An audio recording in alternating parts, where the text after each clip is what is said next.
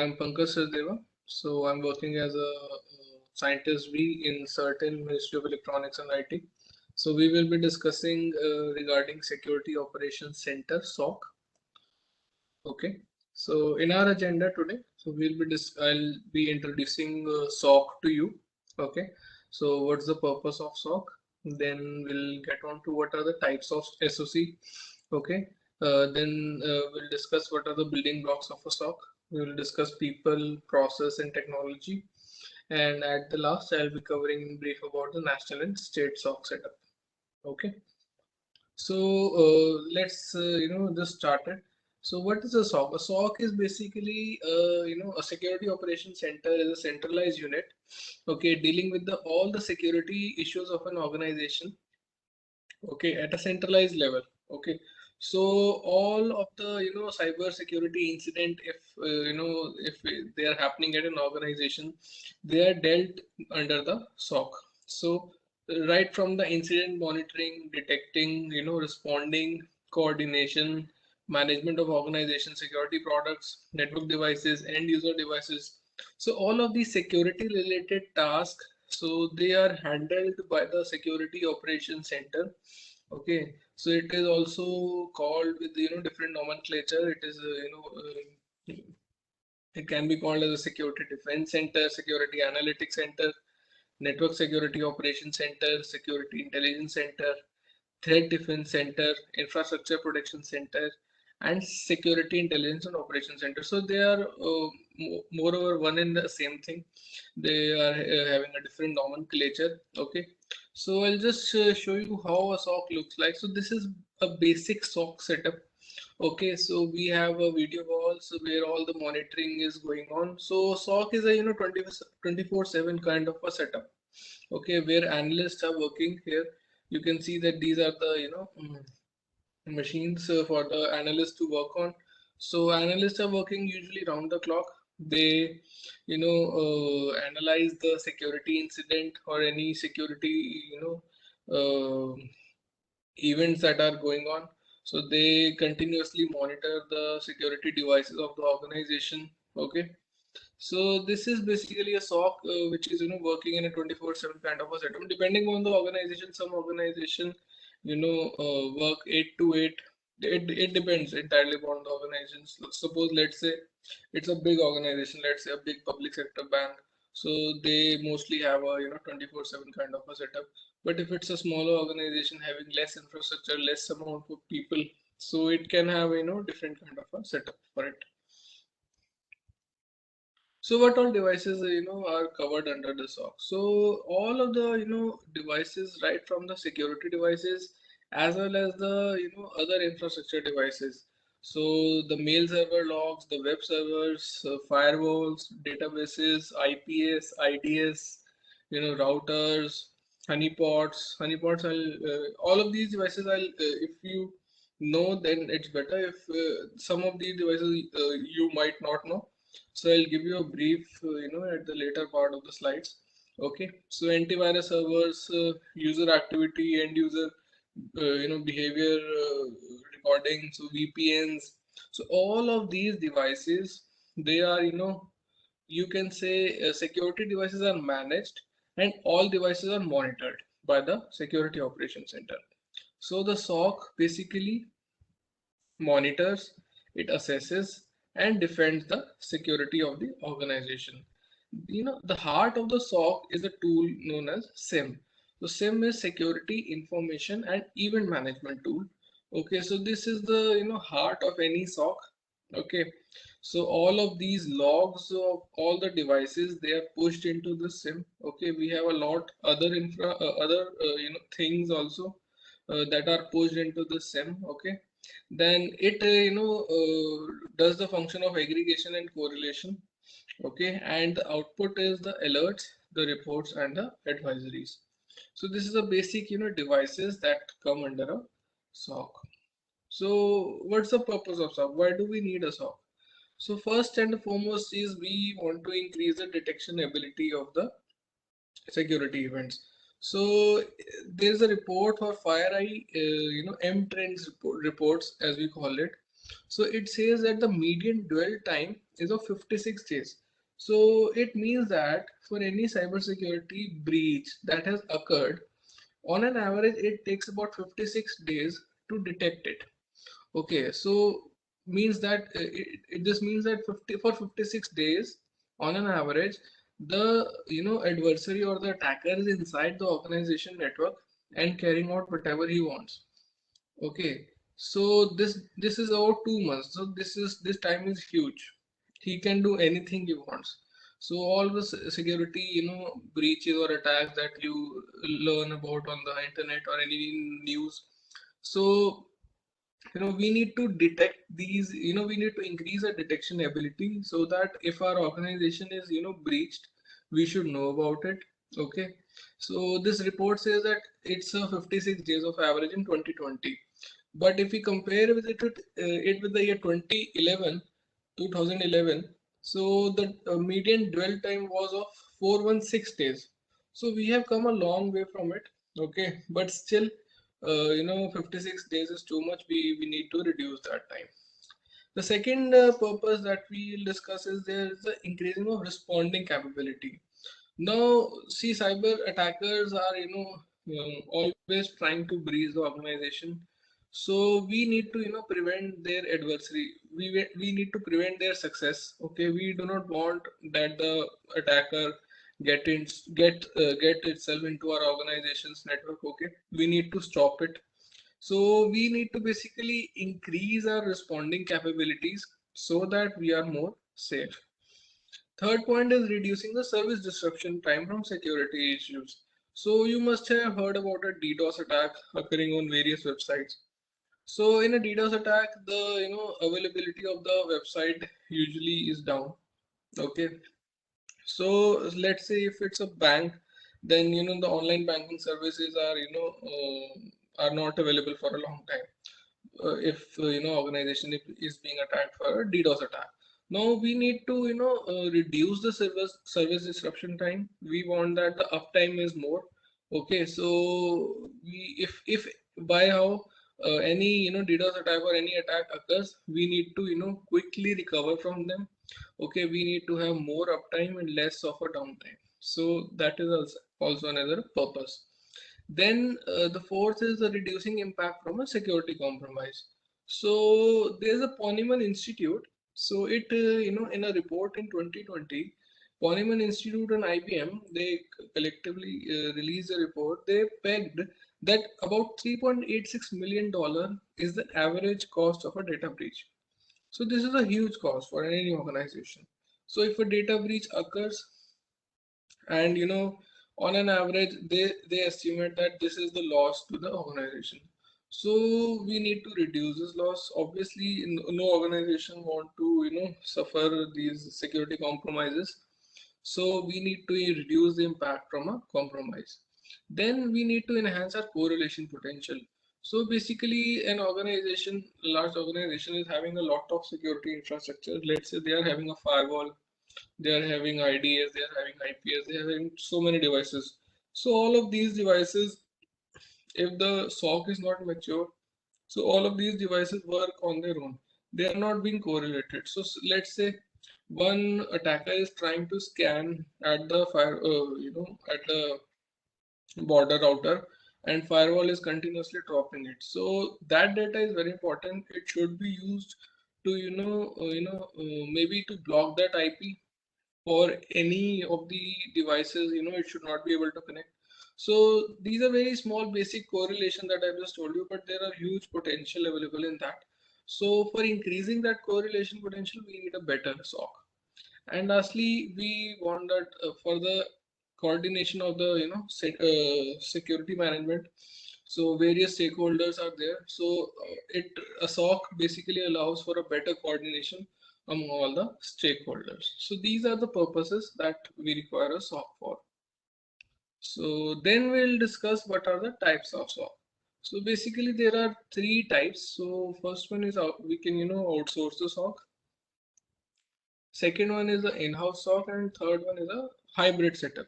So we'll discuss all of these setups one by one. So firstly, it's the outsourcing of the SOC. So here we leverage a MSSP setup. So MSSP is a managed security service provider.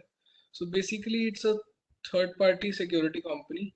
Okay, it sets up a SOC for us. So the initial setup is done by the MSSP. So here the operational expenditure is very high as compared to the capital expenditure, as we have outsourced it, and the MSSP will have all its infra, and he will do all the things. And this also has, because we don't have a skilled staff in house and we need to hire outside experts, so we go for a outsourcing of a SOC setup. Now here the challenges come here that we don't have a dedicated analyst from the organization working there. Okay, so there is a lack of business understanding the concerns of the organization. Okay, so better infrastructure knowledge is not there initially. Okay, there is a significant coordination required with the service provider, and in some cases data is stored and processed outside also. So here the we are all entirely dependent upon the MSSP. So some organization for any you can say compliance or anything they have to set up. So if they're not interested kind of a thing, so they go for outsource setup. But outsourcing in India it's not that followed. So hybrid one is mostly followed, but yeah, outsourcing is available. Then second type is a in-house SOC. So in in-house we hire dedicated staff. We have a dedicated staff for the SOC. Okay, so they have a better understanding of business concerns and infrastructure. So data is also stored and processed inside on the premise only, and we have a greater control over the compliance and security inside, because it's organization itself has set up it, and they have a better control. Now here the challenges comes that we need to have skilled manpower. Okay, so we need to recruit and maybe train our people. So there's a huge cost initially in this type of a setup. We need to purchase everything, right from space to machines to manpower. Everything is required. Okay, there's a huge cost involved in this in-house setup. And the major challenge comes here is that there is a gradual rise in the SOC maturity. So initially the maturity doesn't come. It takes a lot of time for the SOC to get mature. Okay. The third is a hybrid setup. So here we basically, mix these two setup, the in-house and the outsource one. So we leverage both the good points of the in-house and the outsource SOC. Okay. So we can team up our, internal staff with the MSSP or the vendor staff. Okay, we can, increase their skill set gradually. And also we have a second opinion, available always. So hybrid setup is taken up by the more organizations. It depends entirely about the organization and the sector where they belong and how the compliances are required for that organization. Okay. So next we come on to the building blocks of a SOC. So we'll be discussing people, process, and technology. So first we come on to people. So the people required for working in a SOC, first and foremost, are the analysts or the incident responders, as we call them. So they, at the tier one, they are the real-time monitor. They do the real-time monitoring and triaging. Okay, so they look at all the security events generated by various tools and devices. They do the incident analysis. They coordinate and respond to these incidents. They do the forensic and malware analysis.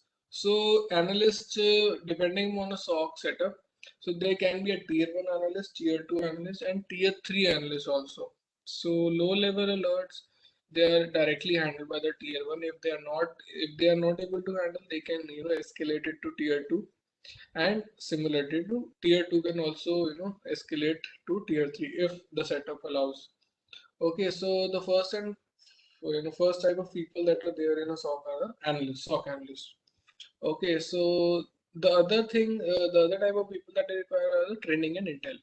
So a lot of SOC quality depends about how good is the cyber threat intelligence of the if the SOC is getting.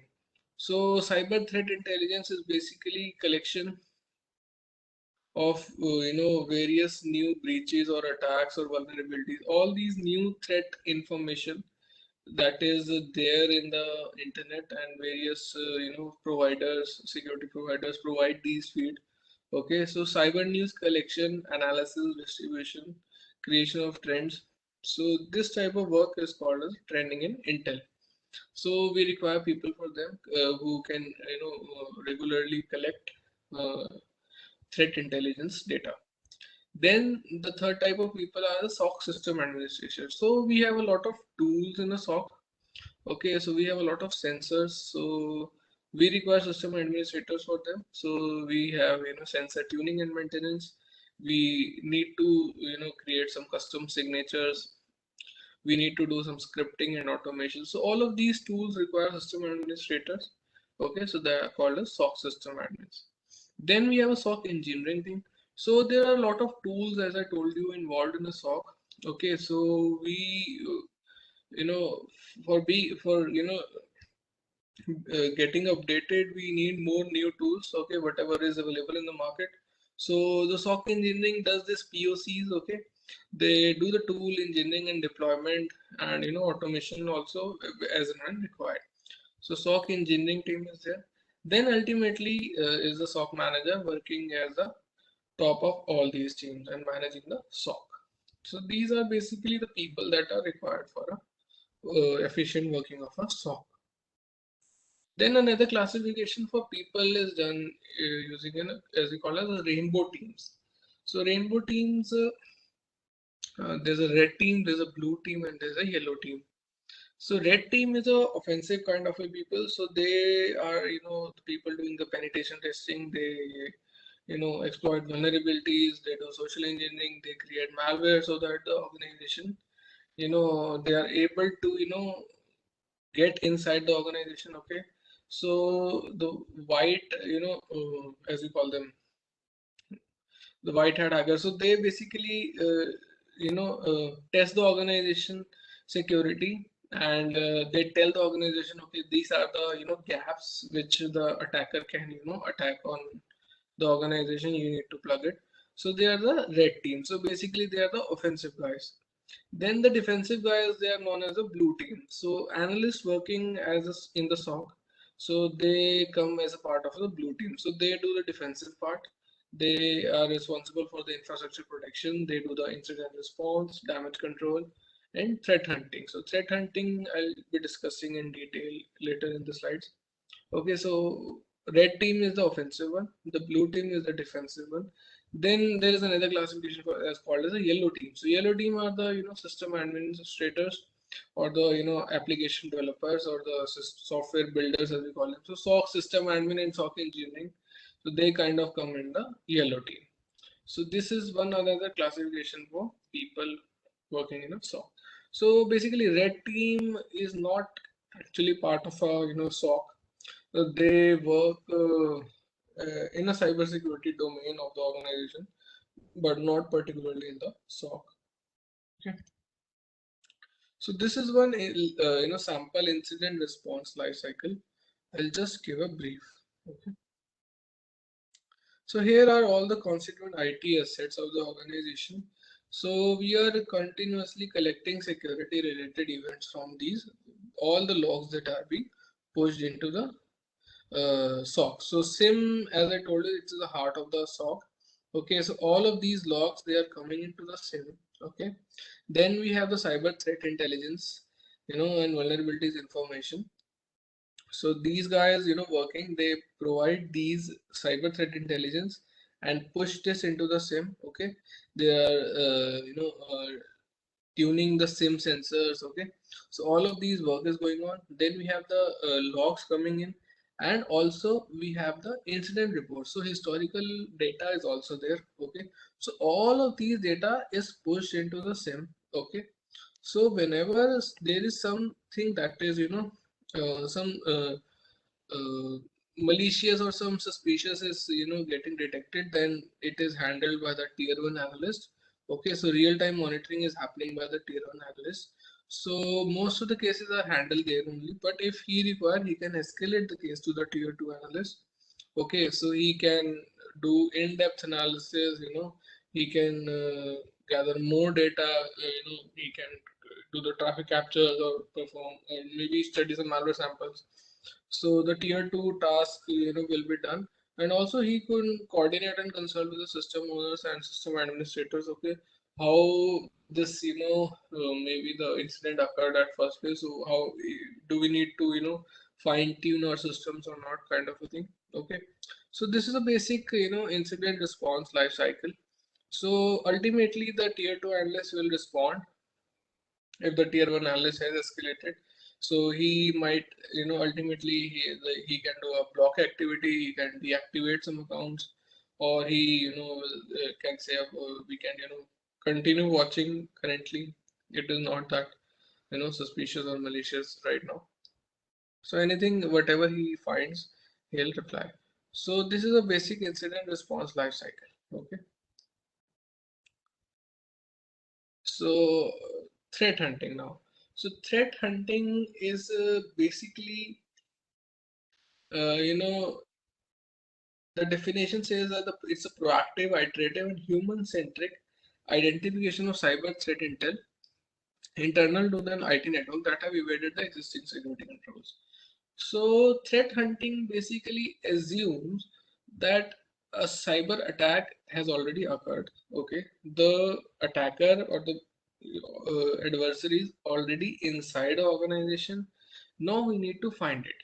So the threat hunting assumes that the basic security controls have been breached. Now we need to find what adversary is inside the organization. We need to find it. So threat hunting is that task. Okay. So threat hunting, it is done by usually tier 2 or tier 3 senior analysts. Okay, they perform this threat hunting. Hmm. So this is one basic cyber kill chain process you can see. So this is used generally in threat hunting. So I'll give you a brief about the cyber kill chain. So in the first step, it's called a reconnaissance. So reconnaissance involves scanning. So maybe the adversary, before trying to attack, he will collect some information about the organization. He will scan various internet facing devices of the organization. He will collect some information. Okay. Second stage is the weaponizing. So he, after setting the organization network, he will create a Leo document. Okay, he knows about the organization staff, what domain they are working in. So he'll create a Leo document so that the employee or maybe a phishing mail gets successful.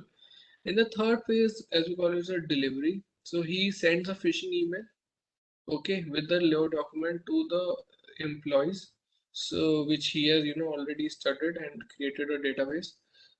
Till this stage the attack has not occurred. Okay, the adversary is still trying.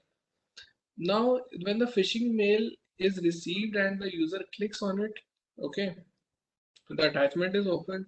So that comes in the fourth stage. So that is called as the exploit. Okay, so the malware gets executed. Hmm. So this is the fourth stage. Then the fifth stage is called as a control. So that malware which was executed, it might download some additional malware. It was only the payload, and it connects to its command and control server, and it might download some more malwares also. Then the sixth stage is the execute. So the malware, or the adversary might move internally. So he shows lateral movement, or maybe he, exfiltrate data or whatever the task he was interested in at the first place he came for. Okay, and the last is the maintain. So he can leave behind a hidden backdoor. Okay, so that in future also he has the control to visit again. So this is a basic cyber kill chain process. Okay, so it is threat hunting can be done on any of these, starting from any of these process. Threat hunters perform the threat hunting. So let's come on, after people will come on to process. I have discussed basically incident response process, I have discussed also, and threat hunting also discussed. So basically process involves creating SOP for everything. So standard operating procedure has to be there. Okay, so in any event of alert or a breach, including escalation procedure, reporting procedure, and police response procedure, should be ready for the organization. So we have to spell out the roles and responsibilities for everyone and what are the monitoring procedures. So we should have a business processes, technology processes, operational processes, and analytical processes. Suppose I'll give you an example. Let's say we have a new employee and we want to provide a system for him. Okay, so the technology process will guide, okay, what all from the security point of view has to be done on the new machine to harden it and to provide to that employee. So all of these processes, we need to create a standard operating procedure for everything. Okay. Then I'll come on to the technology part. So there's a firewall, IDS, IPS. So I'll give you a brief about all of these. So firewall, as you know, so it is, firewall is at the gateway of the organization infrastructure. So it basically disallows or allows only some information. It drops some packets basically according to the rules which are set on the firewall. Okay, then there's IDS, IPS. So IDS is intrusion detection system. IPS is intrusion prevention system. So as the name suggests, so intrusion detection system detects any intrusion, and intrusion prevention system has an additional facility of preventing it. Anti-spyware. So anti-spyware is an antivirus servers, as we call it. So organization is having an anti-spyware server at the central level, and it provides updates to all the endpoints. Then there's a rogue host detection. So rogue host detection is basically it periodically scans the routers and subnets of the network to detect any new system or a device that is found connected in a network. Okay, so rogue host detection works like that. Then there's a policy auditor. So Pankaj ji, sorry to yeah, interrupt. Hanji. Can you share some of the policy auditors that are available? Policy auditor, actually they are usually employed by the IT audit work. Okay, so I'm not having any example right now. Okay, so it's a IT security audit team that does that task. So I will not be able to tell that example. It's okay. It's okay. You can Yeah, share whenever it is. yeah. Thank you. So policy auditor, I can just tell you that it's a IT assessment solution that leverages the SCAP. SCAP is a security content automation protocol to automate the process required for internal and IT security audits. So a security audit session might give you a better example, whichever they use, because we in SOC do not use it. Okay? Yeah. Now next is asset management. So basically the organization should know about all the assets. Okay. So they should have an managed inventory, what all devices they are having, what all firewall is there, how many systems are there. So let's say an organization with more than 2 lakh plus employees. So asset management is very important so that any new or rogue host is not, if it's connected, so we should know, okay, this is not part of our infrastructure. Okay, remote forensics. So remote forensics is basically uh, an analyst working on a investigating a malware or something at a remote site. So he will require some assistance at the remote site also. So any suppose the infection is found at a site where SOC is not, SOC person cannot basically travel, so he can do remote forensics. Then application whitelisting is basically allowing only a certain applications to function and disallowing others. Patch management. So patch management is basically new updates and patches are available for various security devices as and when the vulnerabilities are disclosed. Okay, so we need to regularly patch our various our hardware as well as the softwares. Then there is a baseline monitoring. So an organization should know about the baseline. So let's say there's on an average the traffic at the router is usually 1 Gbps. Okay, so organization has created a baseline. Okay, according to time, let's say in the 24-hour period, this is the traffic pattern for the organization router. Now somehow the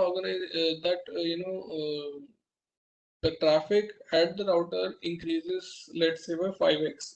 Okay, so if we have a baseline with us, so we should know, okay, this much amount of traffic is more and it should not be there, and what are the basic reasons for that. So we can do the investigation in that regard. Then there's a DLP, data loss prevention. So they are employed at the end user end machines. Okay, so organization data is critical, so they don't allow critical data to be leaked. Then there is a SIM I'll be discussing in next few slides: security, information, and event management. Flow monitoring is basically we are monitoring the router network flow, so we can do the packet capture also. Okay, so we can investigate some various packets if we want to. Then there's a next gen firewall. So firewall, as we know now, next gen firewall basically has additional functionalities of IDS, IPS also. Okay, so it's a single box and having various functionalities. Then there's a web application firewall. So web application firewall only allows certain applications at the web level. Okay, and means in the browser you can only access certain websites and not. Then there's a web proxy. So web proxy is basically it's a server where we can redirect all of the organization internet traffic through a single point. Then honeypot are basically security device, as we call it. So there are we make some machines intentionally vulnerable. Okay, and we put that in the organization's network. We give it a public IP. So we basically want that attacker, finds this machine and attacks it. So here we will collect the attacker's, style of attacking, what new methods is he using. So basically, honeypot helps in gathering of threat intelligence. Okay. So honeypot, basically all of the threat intelligence generated all over the world, honeypot is the most important machine that is employed in it. Then there are vulnerability scanners. So vulnerabilities are there, in various devices. So vulnerability scanners find these vulnerabilities and gives a report. Okay, these are the vulnerabilities present. Now I'll discuss about the. I have all discussed these things. So I'll discuss SIM now. So SIM is basically security information and event management. As I told you, the heart of a SOC is a SIM. Okay, so it supports threat detection and security incident response through real-time collection and historical analysis of security events. So basically, as you can see this diagram, so we are having all of these devices. We have firewalls, we have proxies, we have switches, IDS, IPS, we have antivirus server. All of the organization devices, they generate logs. Okay, all of these are the data sources. So these logs are pushed into the SIM. Now some people confuse SIM with a centralized log collection.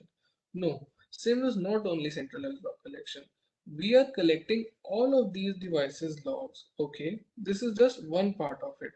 Okay, so it says that it supports threat detection and security incident response to real-time collection. So we are collecting all of these security logs in real time. Also we are having historical analysis.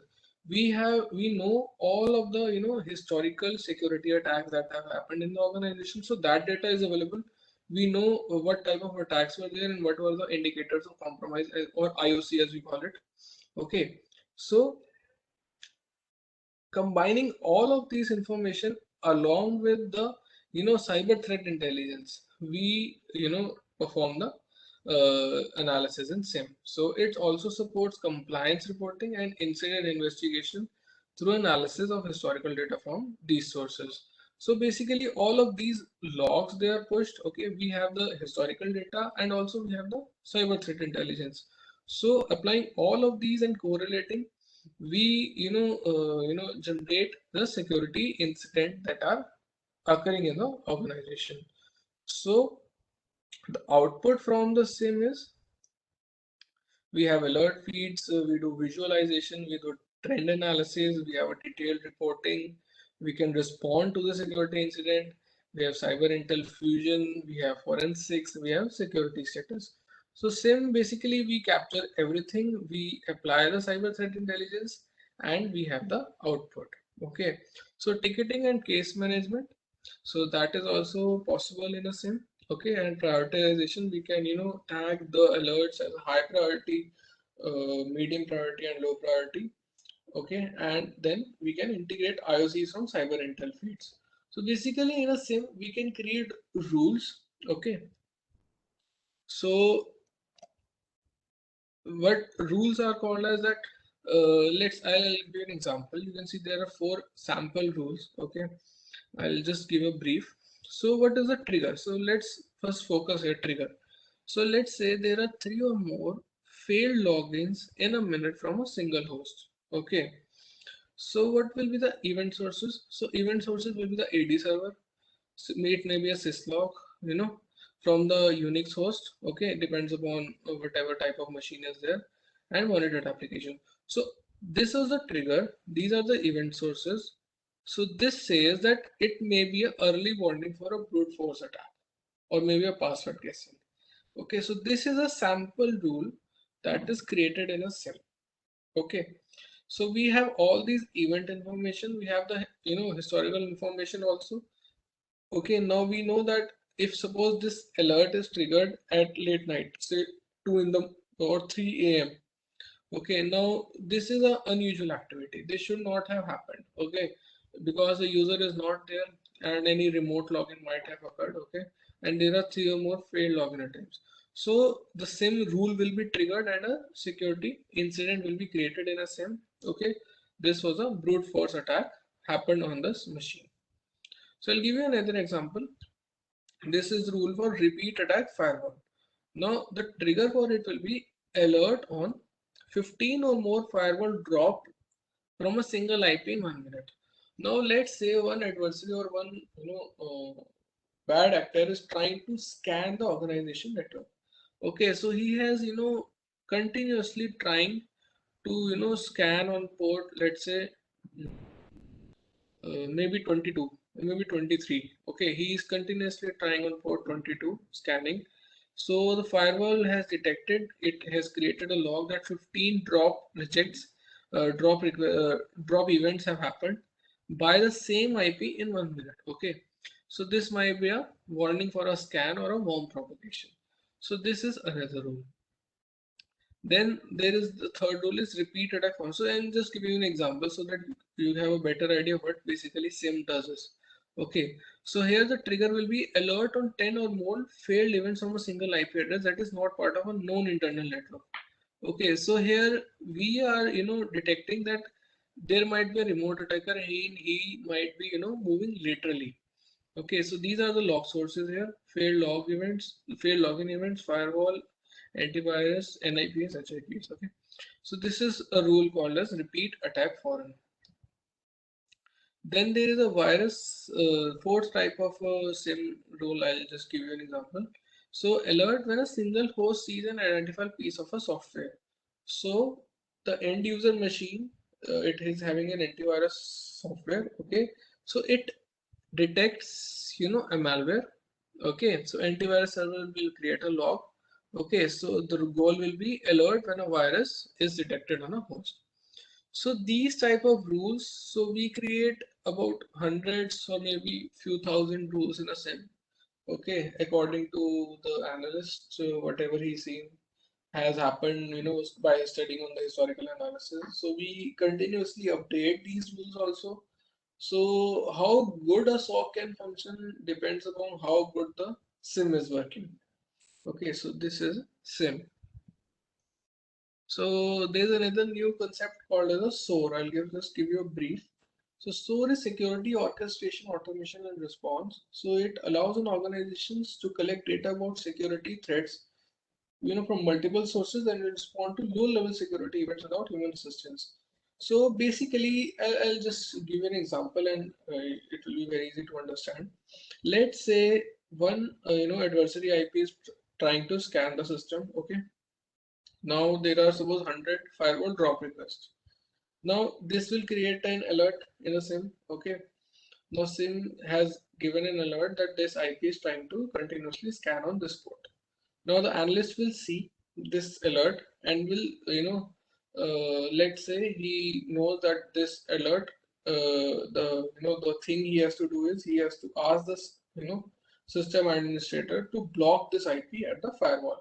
Now he create a request to block this IP.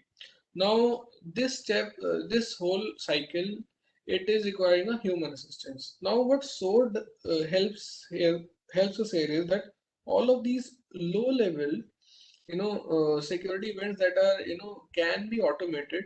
So we, let's say, the as and when this alert is generated in a SIM, okay, SOAR detects it.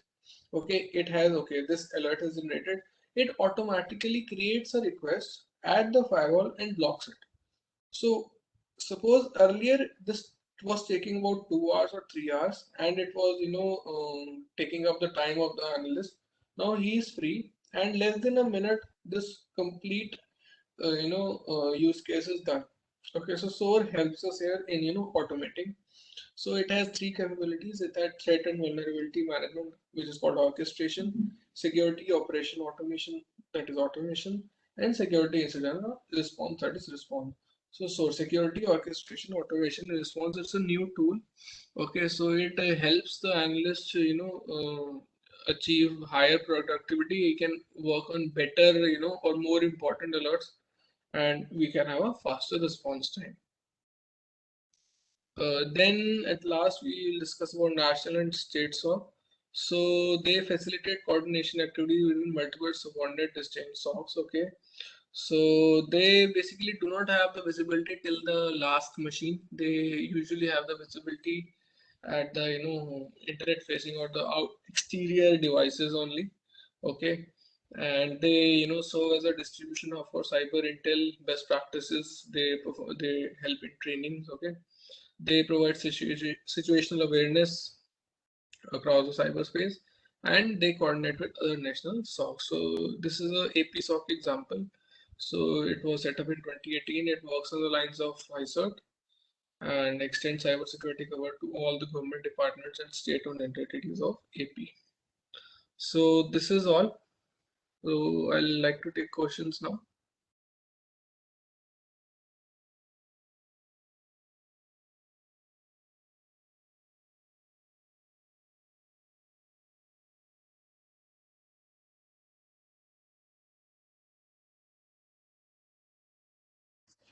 Dear participants, if you have any questions, I request you to kindly unmute yourself and ask, or you can post in the chat box.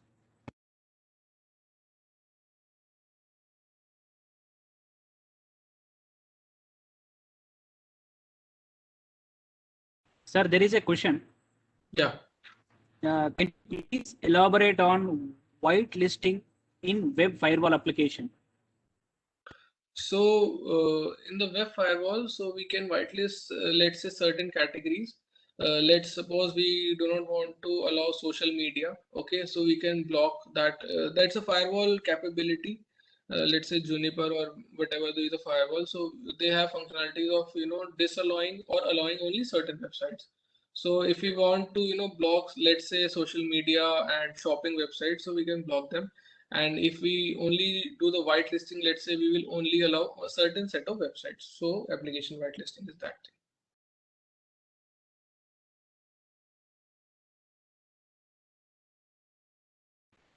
thing. Thank you, sir. I request all the participants to post your query. If you have, you can unmute yourself and you can ask the